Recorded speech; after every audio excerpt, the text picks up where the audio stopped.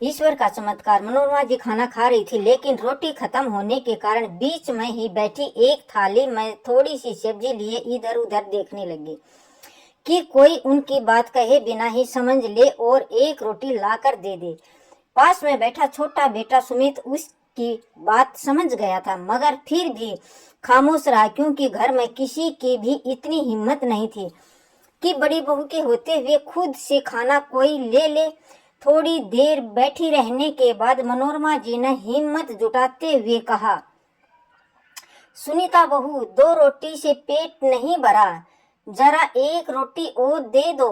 इतनी सुनते ही सुनीता कठोर आवाज में बोली, बस बस माँ, माँ जी आपकी तबीयत पहले ही खराब रहती है, 2 रोटी आपके लिए कम नहीं है, जो खा लिया बस वही बहुत है। तो मनोरमा जी पास बैठे अपने बड़े बेटे संजय की तरफ उम्मीद भरी नजरों से देखने लगी कि शायद वो कुछ बोलेगा, मगर संजय तो इस तरह खाने पर झुका हुआ था जैसे उसने कोई बात सुनी ही ना हो।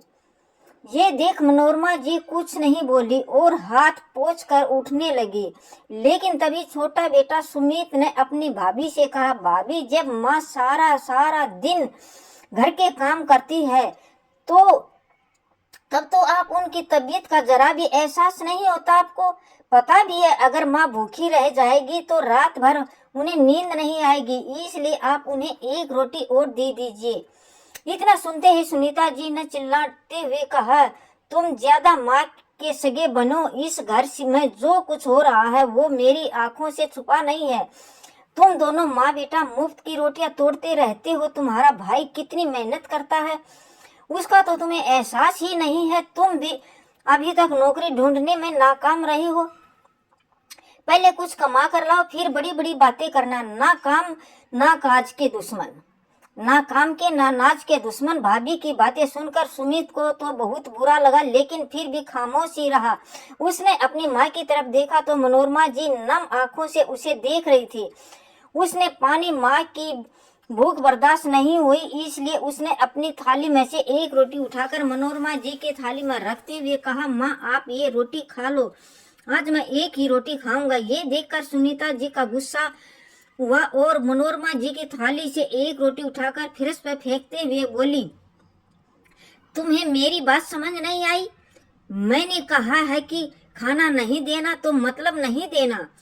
अब रहो तुम भी भूखे, बड़े आए हो माँ के चमचे। ये देख सुमित की आंखों में से आंसू आ गए। उसने अपनी भाभी से कहा, भाभी आप में तो इंसानियत नाम की कोई चीज ही नहीं है। अरे किसी की थाली में से ऐसे कोई रोटी उठाकर भी फेंकता है क्या? सुमित का इतना बोलते ही उसके बड़े भाई संजय ने उसे घूरते हुए कहा, अपनी भाभी से माफी मांगो। भैया, जब तक भाभी माँ के साथ नाइंसाफी करती रहती है तब तो आपको बिल्कुल गूंगे बहरे बने बैठे हुए थे, और अब अचानक से आपको एहसास हो गया कि कुछ गलत हो रहा है। आप कितने जोरों के गुलाम हो गए हो, आपको अपनी माँ का कुछ ख्याल ही नहीं है। सुमित का इतना कहना हुआ कि संजय ने उठकर एक जोरदार तमाचा सुमित के गाल पर झड़ दिया और बोला, मैंने बहुत सहन कर लिया तुम्हारी बदतमीजी को। अब तुम्हारे लिए यही बेहतर है कि यहाँ से निकल जाओ, नहीं तो मुझे बुरा कोई और नहीं होगा। सही कहा भैया आपने, आपसे बुरा तो कोई हो ही नहीं सकता। जो चुप बैठा बैठा अपनी माँ का अपमान होते हुए देख रहा हो, उससे बुरा इंसान और क्या हो सकता है।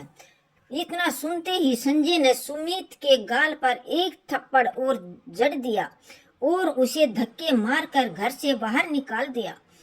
सुमित सन खड़ा रह गया। उसने इन सब की उम्मीद बिल्कुल भी नहीं थी। मनोरमा जी भी चुपचाप खड़ी देख रही थी। उसने हिम्मत करते हुए कहा, संजय बेटा, तुम्हें क्या हो गया है? तुम अपने भाई को यूं घर से निकाल नहीं सकते। ये घर उसका भी है, तुम दोनों का बराबर हिस्सा है इस घर में। तो संजय ने गुस्से में कहा, माँ, अगर आपको अपने बेटे की इतनी ही चिंता है तो आप भी उसके साथ चले जाओ। कहते हुए संजय ने अपनी माँ को भी धक्का देकर घर से बाहर निकाल दिया। अब तो सुमित के लिए और मुश्किल हो गया था। उसे अपनी बिल्कुल भी परवाह नहीं थी। वो तो कहीं भी रह सकता था, सड़क पर भी रात गुजार सकता था, मगर अपनी माँ को कहाँ रखेगा, इस बात को लेकर बहुत घबरा रहा था। उसने मनोरमा जी से कहा, माँ, आपको यूं घर छोड़कर नहीं आना चाहिए था। वो आपके स्वर्गीय पति का घर है, आप वहीं पर रहती। मैं आपको कहाँ लेकर भटकता फिरूंगा, मेरे पास तो रहने के लिए जगह भी नहीं है। सुमित की बातें सुनकर मनोरमा जी की आंखें भर आई। उसने कहा, तुम चिंता मत करो बेटा, तुम्हारे साथ तुम्हारी माँ भी है, भगवान जरूर कोई न कोई चमत्कार करेगा। तभी सुमित को ख्याल आया कि क्यों न अपने दोस्त के घर चला जाऊं और फिर कोई न छोटी मोटी नौकरी मिल जाएगी तो एक किराए का घर देखकर माँ को वहां लेकर चला जाऊंगा, वरना अभी माँ को लेकर कहाँ भटकता फिरूंगा। ये सोचकर सुमित अपनी माँ को लेकर अपने एक दोस्त के घर चला गया।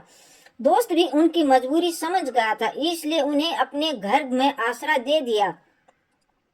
सुमित ने उसे कहा, मुझे यहाँ सिर्फ 2 दिन के लिए आसरा दे दो, फिर मैं चला जाऊंगा। कोई बात नहीं सुमित, मैं तेरा दोस्त हूँ, तुम माँ जी के साथ आए हो, जब तक चाहो यहाँ रह सकते हो। सुमित समझ रहा था कि उसके दोस्त ने उसे रहने के लिए तो बोल दिया है, लेकिन वो भी तो इसी उनकी तरह गरीबी में जी रहा था, इसलिए उनका खर्चा ज्यादा दिन तक नहीं उठा पाएगा। और फिर सुमित भी किसी पर बोझ नहीं बनना चाहता था, इसलिए अपनी माँ को वहीं छोड़कर बहुत सुबेरे उठकर नौकरी की तलाश में निकल गया।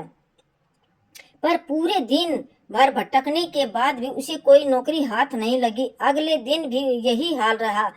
तो अब सुमित उलझन में आ गया और घबरा गया कि क्या करूं। उसने अपने दोस्त को 2 दिन का वक्त मांगा था, मगर अब उसे उनके घर में आए 2 दिन हो चुके थे, फिर भी नौकरी नहीं मिल रही थी। तीसरे दिन सुमित ये सोचकर घर से निकला कि आज आखिरी बार नौकरी देखने जा रहा हूँ, अगर मिली तो ठीक है, नहीं तो माँ को लेकर दोस्त के घर से निकल जाऊंगा, आगे जो भगवान को मंजूर होगा वही होगा।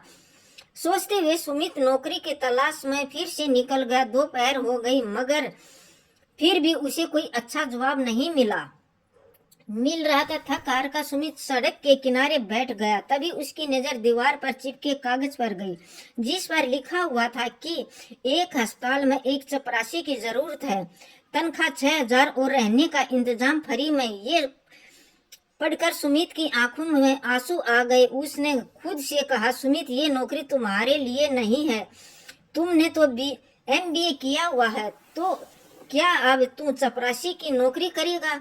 उसका दिल खून के आंसू रोने लगा, लेकिन तभी माँ का चेहरा आंखों के सामने घूम गया और फिर बिना कुछ सोचे समझे वो वहां से उठ खड़ा हुआ और उस पते पर जा पहुंचा जहाँ चपरासी की जरूरत थी। वहां पहुंचकर सुमित ने अस्पताल के स्टाफ से कहा कि वो चपरासी की नौकरी के लिए आया है, तो सब लोग हैरानी से उसकी तरफ देखने लगे, क्योंकि शकल सूरत से सुमित अच्छे घर का लग रहा था। उन्हें कुछ नहीं कहा और उसे इंटरव्यू के लिए डॉक्टर के पास भेज दिया। जब डॉक्टर ने सुमित की फाइल देखी तो वो भी हैरान रह गया और कहने लगा, तुमने तो MBA किया हुआ है और तुम एक चपरासी की नौकरी करना चाहते हो। ये नौकरी तो उन लोगों के लिए है जो अनपढ़ होते हैं और अपनी मेहनत से रोजी रोटी कमाना चाहते हैं। मुझे बताओ कि तुम ये काम क्यों करना चाहते हो। ये सुनकर सुमित की आंखों में आंसू आ गए। उसने कहा, मैं बहुत ज्यादा मजबूर हूँ, बहुत सी जगह पर इंटरव्यू देने गया, मगर कुछ भी हाथ नहीं आया। मुझे इस समय नौकरी की सख्त जरूरत है, फिर भले ही वो एक चपरासी की ही क्यों न हो। उसकी मजबूरी समझकर डॉक्टर ने भी उसे चपरासी की नौकरी दे दी और अस्पताल के पीछे बने फ्लैट में से एक फ्लैट भी उसे रहने के लिए दे दिया। सुमित को समझ नहीं आ रहा था कि ये उसके लिए खुशी का मौका है या फिर उदासी का। खैर, जो भी था, वो घर गया और अपने दोस्त का शुक्रिया अदा करते हुए बोला, तुमने इस मुश्किल समय में मेरा साथ दिया और मुझे अपने घर में रहने की जगह दी, इसलिए आपका बहुत बहुत धन्यवाद। मैं अब अपनी माँ को यहाँ से लेकर जा रहा हूँ। क्योंकि मुझे एक अस्पताल में नौकरी मिल गई है। ये सुनते ही सुमित के दोस्त ने हंसते हुए कहा, तुम मुझे बेवकूफ मत बनाओ, पढ़ाई तुम्हारी एमबीए की है, फिर अस्पताल में।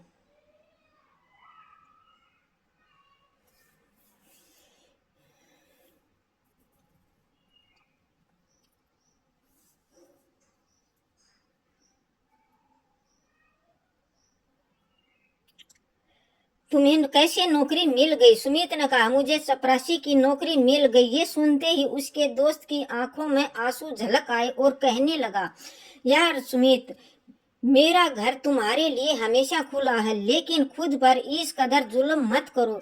तुम अपनी हिम्मत बनाए रखो, तुम्हें अच्छी नौकरी जरूर मिल जाएगी। तब तक तुम मेरे घर में बिना किसी डर और खतरे के रह सकते हो। तो सुमित बोला, तुम्हारा बहुत बहुत धन्यवाद कि तुमने मुझे इतने दिन यहाँ रखा और हर तरह से ख्याल भी रखा। मैं तुम्हारा एहसान जिंदगी भर नहीं भूलूंगा। लेकिन अब मुझे रोजी रोटी मिल रही है, मैं इसे लात नहीं मारना चाहता, इसलिए अब मैं माँ को लेने आया हूँ। सुमित के दोस्त ने उसे बहुत रोका, बहुत समझाया, मगर सुमित नहीं माना और अपनी माँ को लेकर अस्पताल के पीछे फ्लैट में शिफ्ट हो गया। मनोरमा जी ने कहा, तुम्हें कैसी नौकरी मिली बेटा? सुमित ने कहा, माँ, एक ऑफिस में बैठकर कंप्यूटर पर हिसाब किया करूंगा। ये सुनकर मनोरमा जी भी बहुत खुश हो गई। अब सुमित अपनी माँ से सच तो नहीं कह सकता, क्योंकि वो टेंशन में आ जाती और उनका ब्लड प्रेशर हाई हो जाता, इसलिए उसने अपनी माँ से झूठ बोल दिया और अगले दिन से रोज सुबह काम पर जाने में लग गया।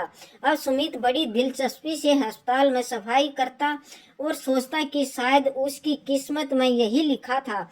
हर इंसान अपनी किस्मत में का ही खाता है और शायद मेरी किस्मत में ये गरीबी और कम तनख्वाह वाली छोटी सी नौकरी ही लिखी थी। वो तो बेकार में ही बड़ी बड़ी नौकरियां करने के सपने देख रहा था।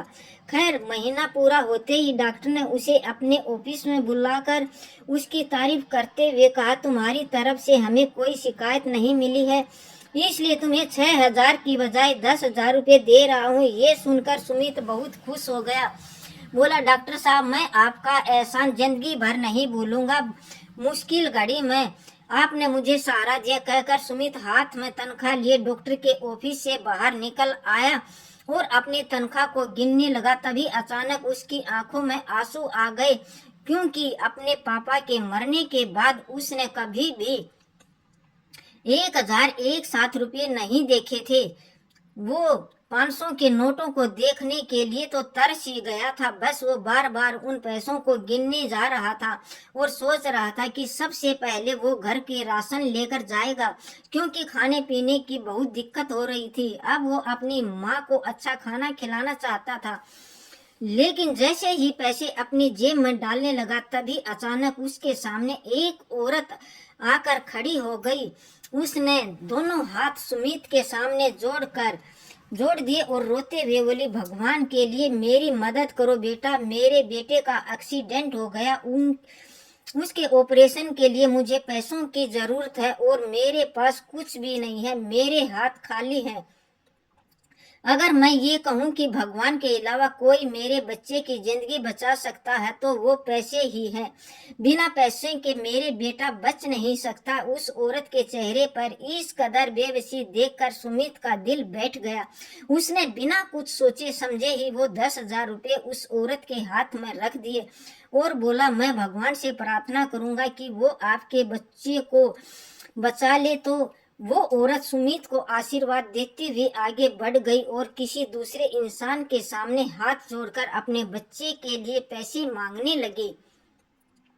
लेकिन उस आदमी ने उसे धुतकार कर भगा दिया। उस पल सुमित के दिल में आया कि काश मेरे पास इतना पैसा होता कि मैं उस औरत की मदद कर देता। फिर उसके दिमाग में आया कि क्यों न डॉक्टर से बात की जाए। वह दौड़कर डॉक्टर साहब के पास गया और हाथ जोड़कर बोला, सर, मेरी हर महीने की तनख्वाह आप काट लेना, लेकिन उस औरत के बच्चे को बचा लीजिए।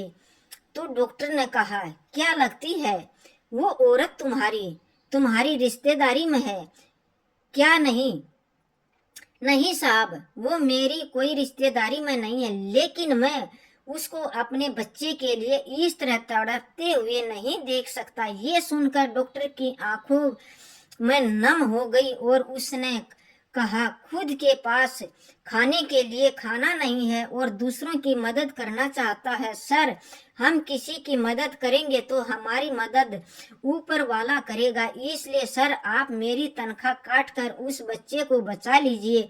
तो डॉक्टर ने भी हाँ में सिर हिला दिया और तुरंत बच्चे का इलाज शुरू कर दिया। ये देख सुमित को बहुत खुशी मिली। वो दौड़कर उस औरत के पास गया और बोला, चिंता मत करो, डॉक्टर साहब ने आपके बच्चे का इलाज शुरू कर दिया है, लेकिन मैंने तो पैसे भी जमा नहीं कराए, फिर इलाज कैसे शुरू हो गया? उस औरत ने रोते हुए कहा। तो सुमित बोला, मैंने डॉक्टर साहब से बात की है, वो आपके बच्चे का इलाज शुरू करने के लिए तैयार हो गए हैं। इतना सुनते ही वो औरत सुमित के पैरों में गिरकर रोने लगी। भगवान तुम्हें इसके बदले बहुत बड़ा फल देगा, भगवान करे तुम करोड़पति बन जाओ।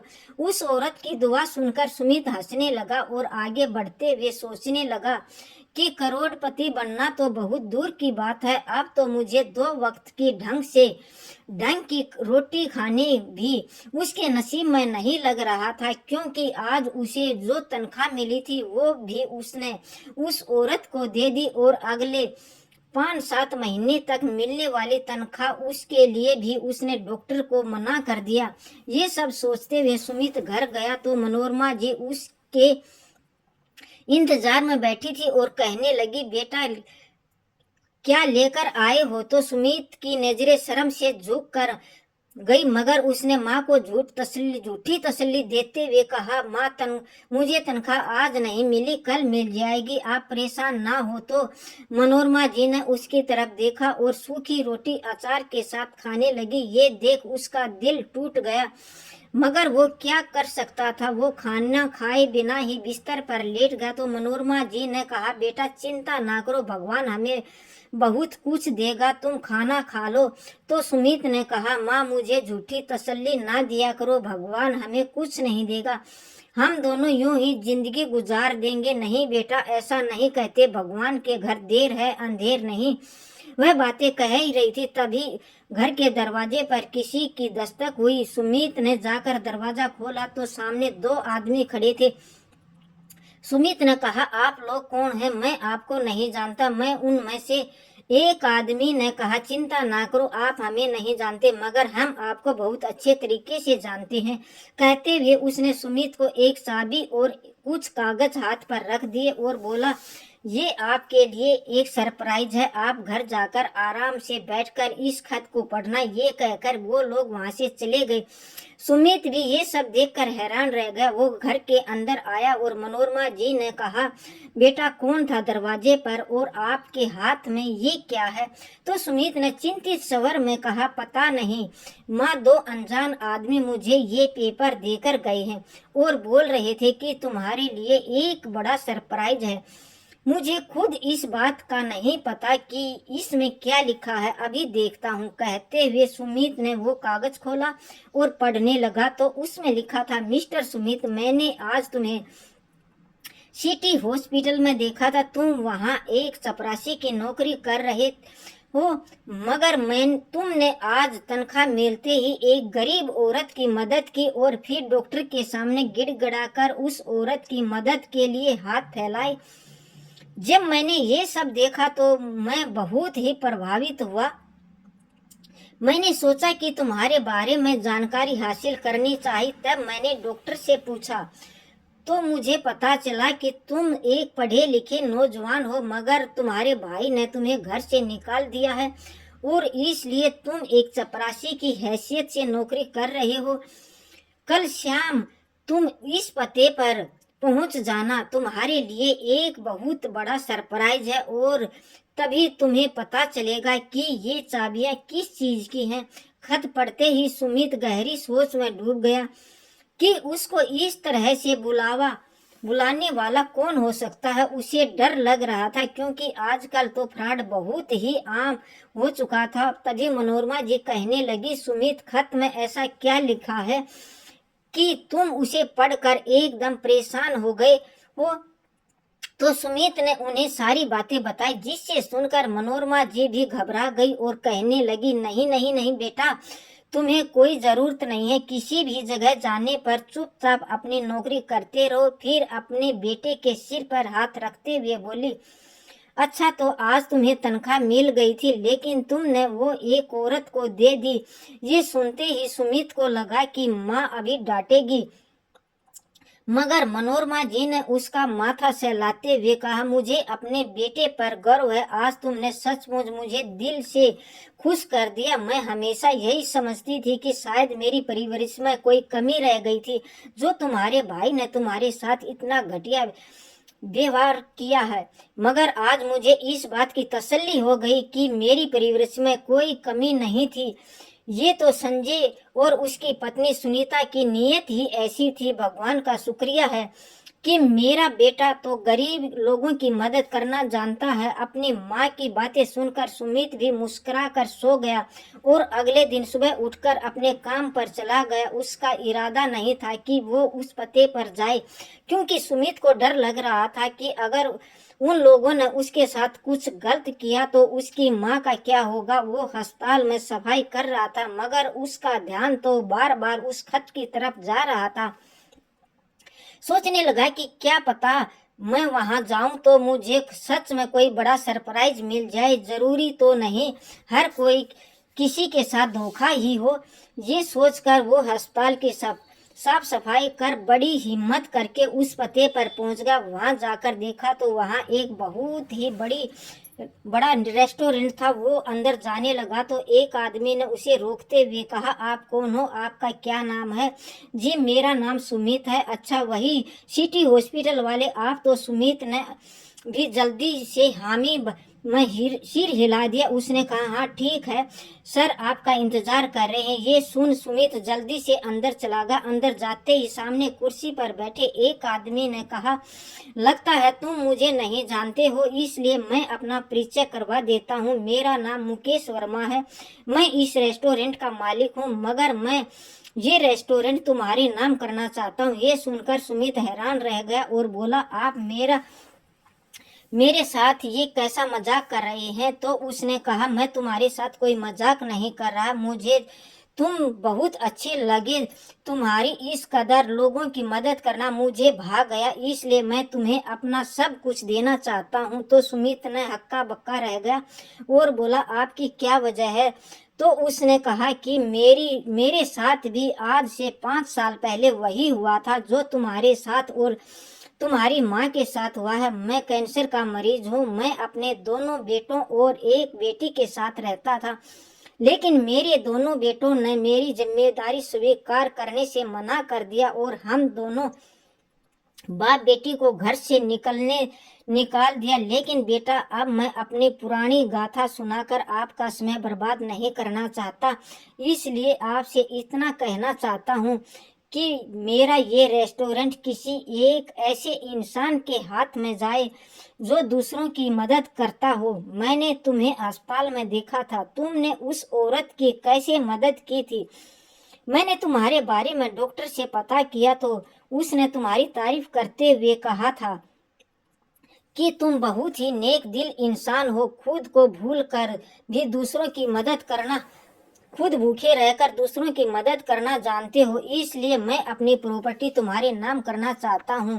उम्मीद करता हूँ कि तुम लोगों के साथ भला करते रहोगे। बस मेरी तुमसे एक छोटी सी विनती है कि मेरी बेटी का हाथ थाम लो और उससे शादी कर लो। मेरी एक ही बेटी है, मैं उसे उसके भाइयों के हवाले छोड़कर नहीं जा सकता। वो बहुत ही मासूम है। उसके भाई और भाभी उसकी जिंदगी नरक बना देंगे और पता नहीं उसकी शादी कहाँ कर देंगे। इसलिए आपसे विनती करता हूँ बेटा कि तुम मेरी बेटी से शादी कर लो, क्योंकि अब मुझे लगने लगा है कि मेरी जिंदगी के दिन पूरे हो चुके हैं और अब मौत मेरा इंतजार कर रही है। वह उस आदमी की बातें सुनकर सुमित हैरान रह गया। उसने कभी सपने में नहीं सोचा था कि उसका छोटा सा पुण्य उसके लिए इतना बड़ा फल देगा। उसने सोचा इसलिए हम गरीबों की मदद कर देनी चाहिए, क्योंकि क्या पता भगवान किस रूप में आकर हमारी मदद कर दे। उसने तो बस थोड़ी सी मदद की थी और भगवान ने उसे करोड़ों की प्रॉपर्टी का मालिक बना दिया। ये देख सुमित की आंखें नम हो गई।